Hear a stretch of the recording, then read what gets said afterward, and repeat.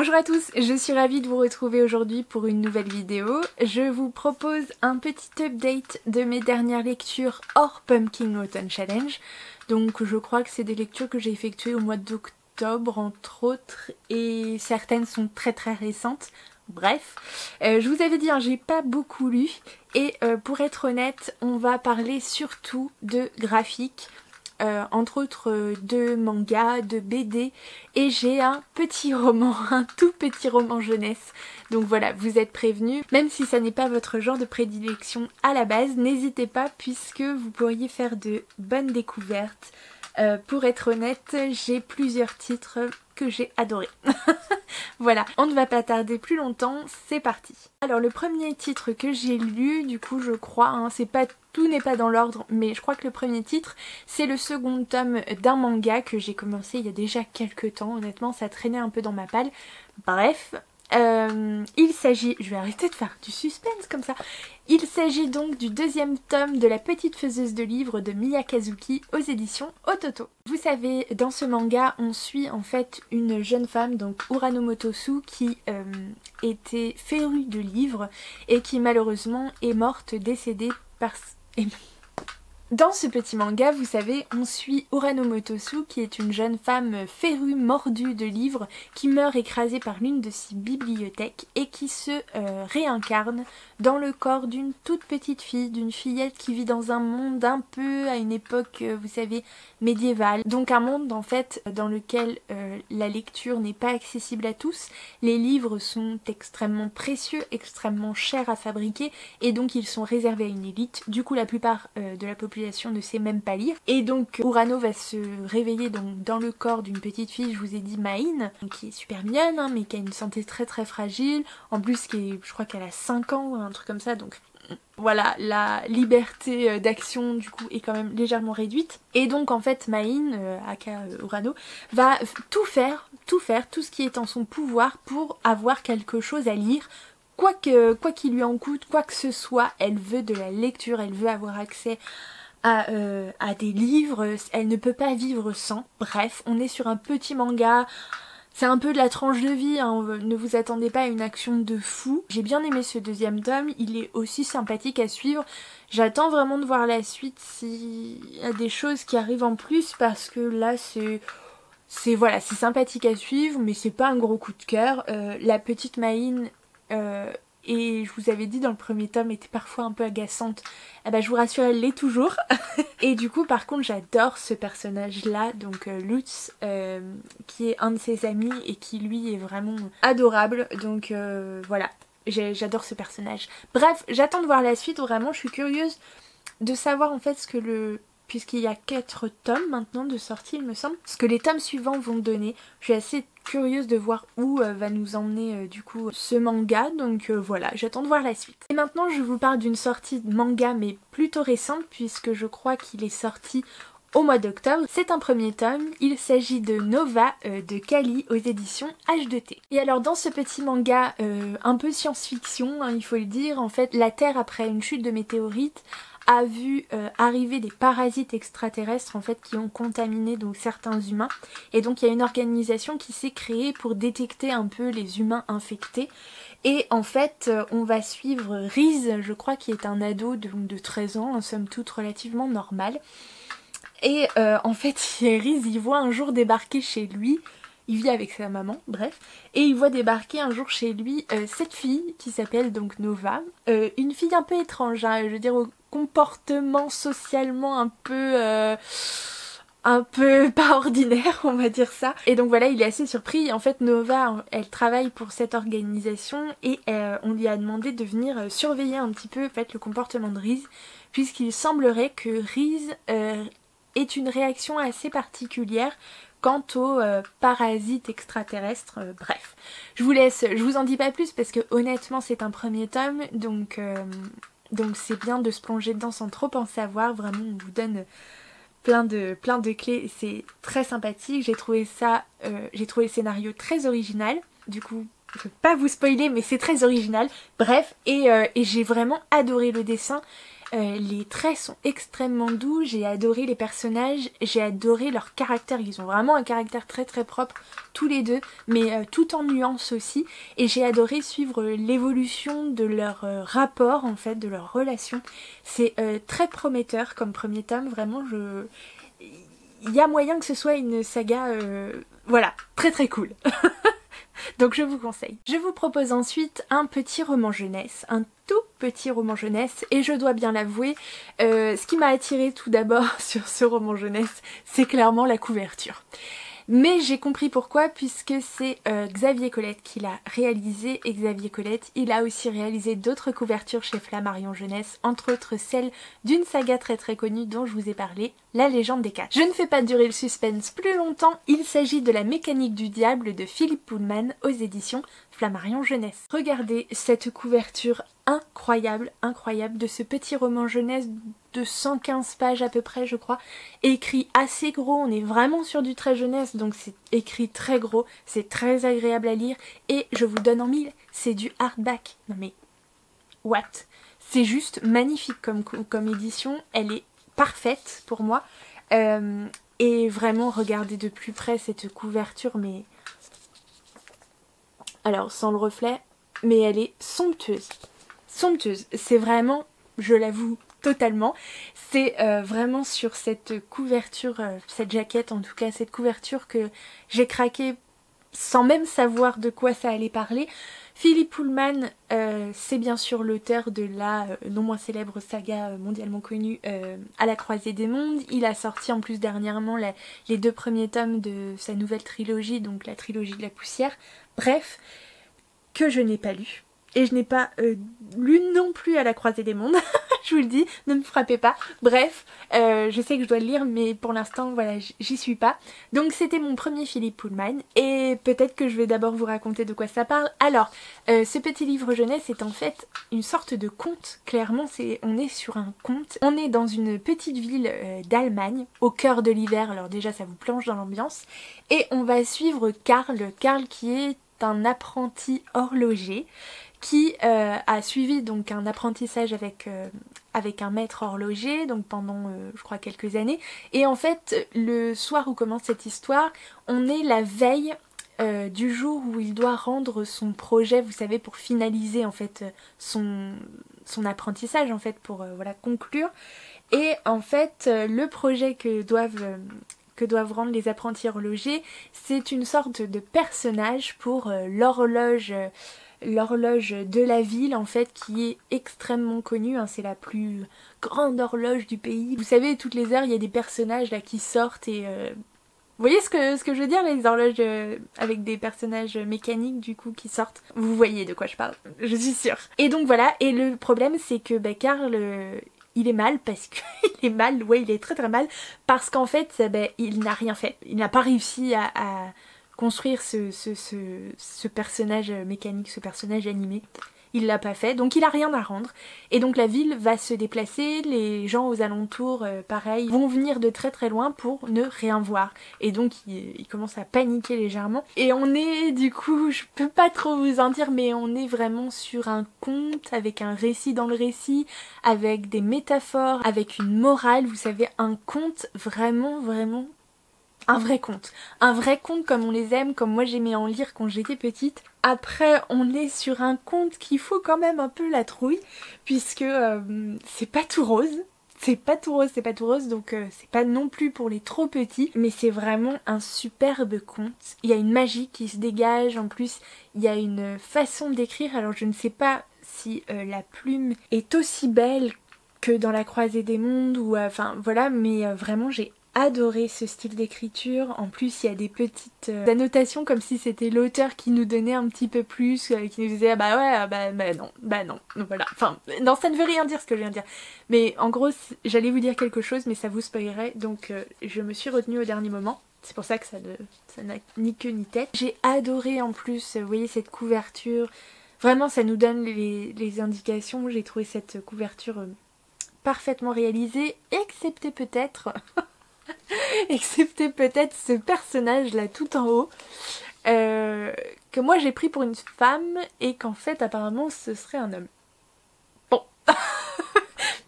pardon, du coup. Bêtement, avec mes a priori, j'ai cru que c'était, vous savez, genre une sorcière, enfin bref. Pas du tout, c'est un homme. Je dirais que c'est un homme, a priori, d'après ce que j'ai compris. Donc voilà, mais je l'ai dévoré cet après-midi, parce que oui, je l'ai lu aujourd'hui, et je l'ai littéralement dévoré d'une traite. J'ai adoré ce petit conte. Ça fait vraiment du bien et en plus en tant qu'objet livre c'est juste super. Le prochain titre dont je voulais vous parler est une BD que j'attendais de pied ferme depuis déjà plusieurs mois, depuis que la maison d'édition et l'autrice avaient laissé voilà, passer quelques images, du coup quelques illustrations sur les réseaux sociaux et franchement je savais déjà dès la première illustration que j'allais tomber amoureuse de cette bande dessinée et ça n'a pas manqué.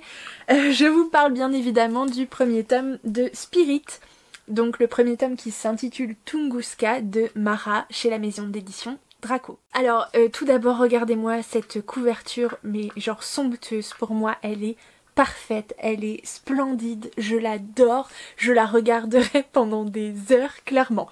Bref, c'est... ça peut paraître un peu superficiel mais la couverture c'est quand même ultra important, c'est la première chose qu'on voit et donc celle-ci a le mérite vraiment de me subjuguer à chaque fois que je la regarde. Alors cette histoire, du coup on est plongé dans le New York des années 30 et on va y suivre Ian Davenport, donc ce personnage qui est spiritologue, donc un peu un chasseur de fantômes, sauf qu'il les chasse pas vraiment, il les étudie plutôt, qui est plongé dans une sorte d'histoire assez sombre lorsque son mentor, collègue du coup, est sauvagement assassiné en fait, et il est plus ou moins témoin du meurtre. Il va aller chercher de l'aide auprès de la police, sauf que vu son métier, personne ne le prend trop au sérieux, donc il va s'adresser plutôt à des journalistes, et particulièrement à un journal qui s'occupe de, vous savez, d'affaires un peu paranormales et tout, bon pas toujours très pris au sérieux non plus, bref, et il va avoir affaire à cette journaliste, qui est en fait dans ce journal un peu faute de mieux, puisque cette journaliste c'est Nell Lovelace et c'est la fille d'une imminente journaliste d'investigation du coup qui est décédée quelque temps auparavant, et Nell elle aurait aimé suivre les traces de sa mère, sauf que c'est un peu plus compliqué que ce qu'elle avait prévu. Enfin bon, et du coup bon gré mal gré elle va accepter d'aider Yann en fait sur cette enquête, et ils vont se confronter en fait à des choses un petit peu plus complexes que prévu, puisque cette sombre affaire semble être liée à un incident, en fait à une expédition scientifique qui s'est mal déroulée quelques années auparavant en Sibérie. Alors sur les scénarios vous allez me dire oui bon c'est convenu, c'est du déjà vu, alors oui certes un petit peu, on est sur des codes repris du genre, mais ça fonctionne tellement bien et vraiment j'ai adoré ce premier tome, un peu introductif mais c'est normal. Du coup on a posé déjà quelques jalons, on a posé quelques bases du coup, et ça promet, je vous le jure, pour la suite ça promet. Et alors l'intérieur, autant la couverture est somptueuse, autant les planches mais sont... j'ai... Voilà, un coup de cœur total, j'ai vraiment tout adoré. Le trait, la colorisation sont parfaits. Enfin moi ouais ça plonge totalement dans l'ambiance, et j'ai beaucoup aimé le fait que, alors oui cette couverture est somptueuse avec un petit côté un peu Disney, hein, je veux dire, avec cette perfection voilà dans le trait. Pour vous donner un exemple très concret, Nell Lovelace sur la couverture elle est très belle, très féminine, avec des traits très proportionnés, enfin c'est une jolie femme, et je ne dis pas que ça ne l'est pas dans le reste de l'histoire, mais dans les planches, enfin sur les planches à l'intérieur, ce que j'ai beaucoup apprécié, c'est qu'elle n'est pas toujours parfaite, pas toujours très bien mise. Elle fait la moue, elle est très expressive, donc ça c'est hyper agréable je trouve. Et voilà, et j'ai adoré cette BD, j'attends le tome 2 de pied ferme. Et alors pour conclure, je vous l'avais dit, je vais vous parler d'un roman graphique d'à peu près 150 pages pour lequel j'ai également craqué. Alors oui, il y a beaucoup de livres que je vous ai présentés pour lesquels j'ai véritablement craqué pour la couverture, et celui-ci n'a pas fait exception.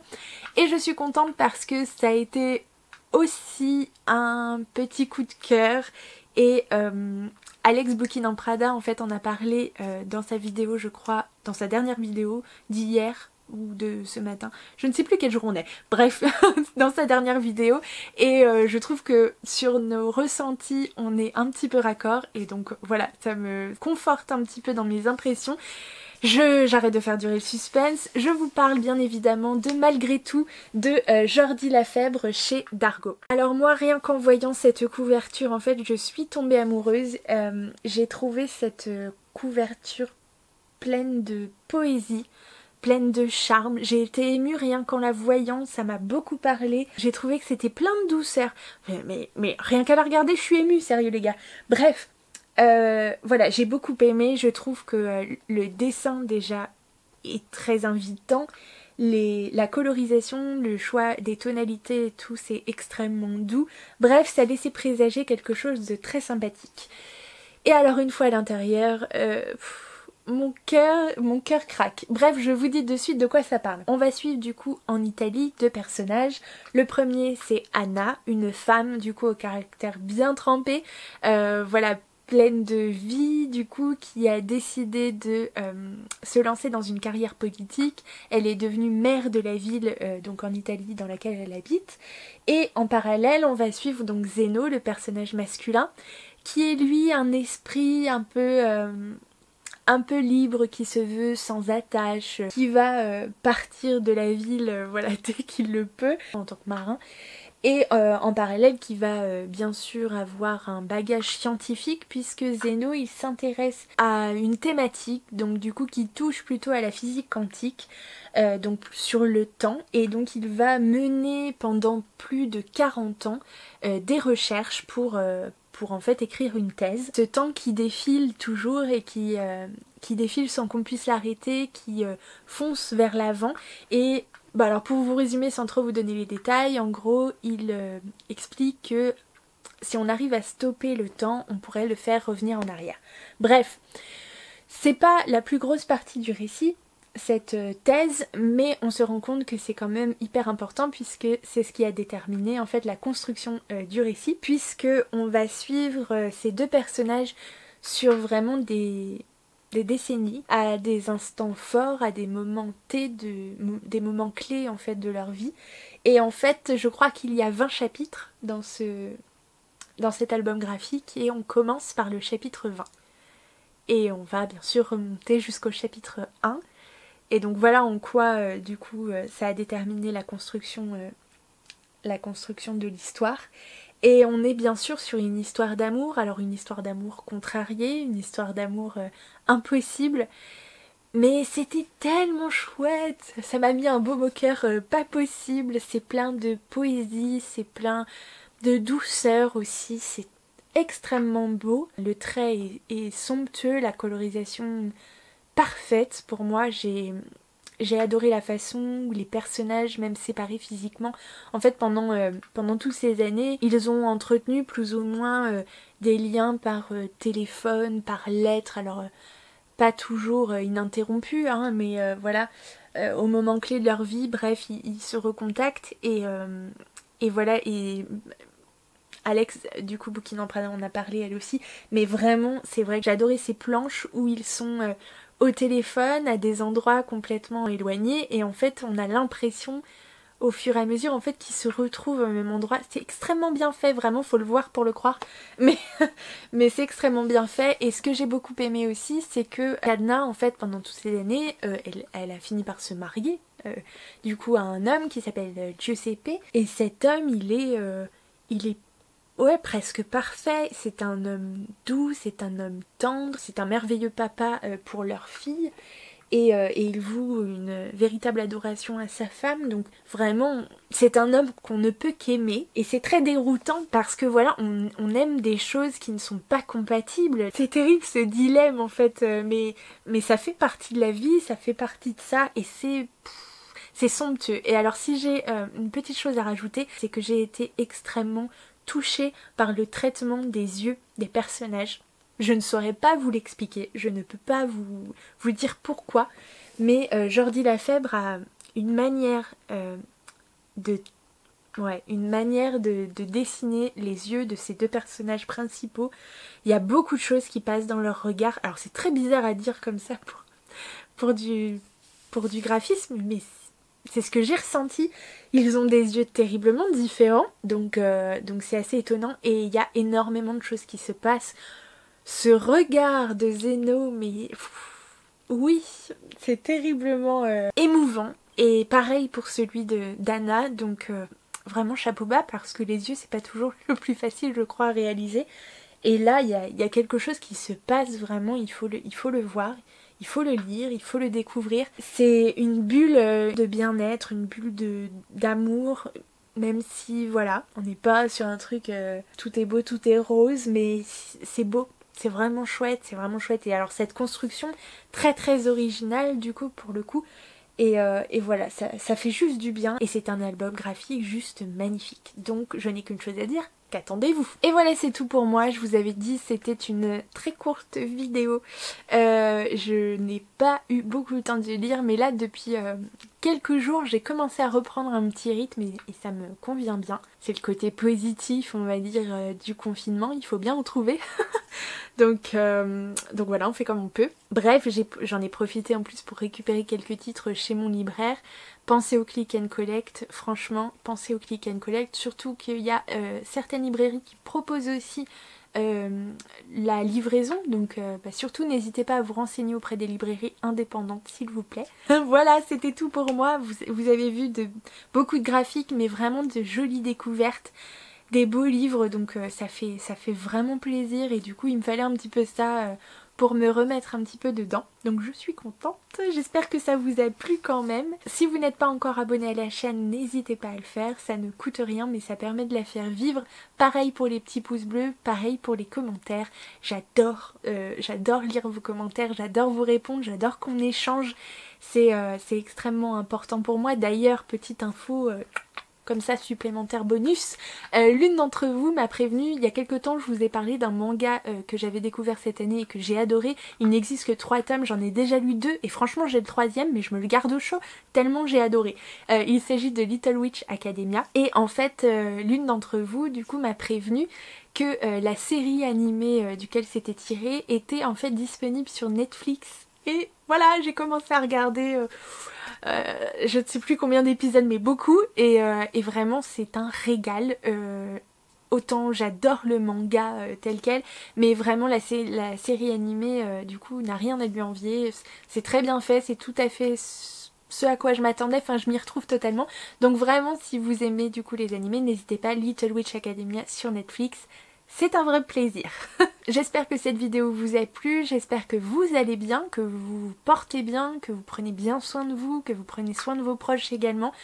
En attendant, je vous souhaite une très belle fin de semaine. Je vous dis probablement à la semaine prochaine, en tout cas très prochainement pour une nouvelle vidéo. Peut-être surprise, bref. Et voilà, et en attendant, je vous fais plein de gros bisous comme d'habitude.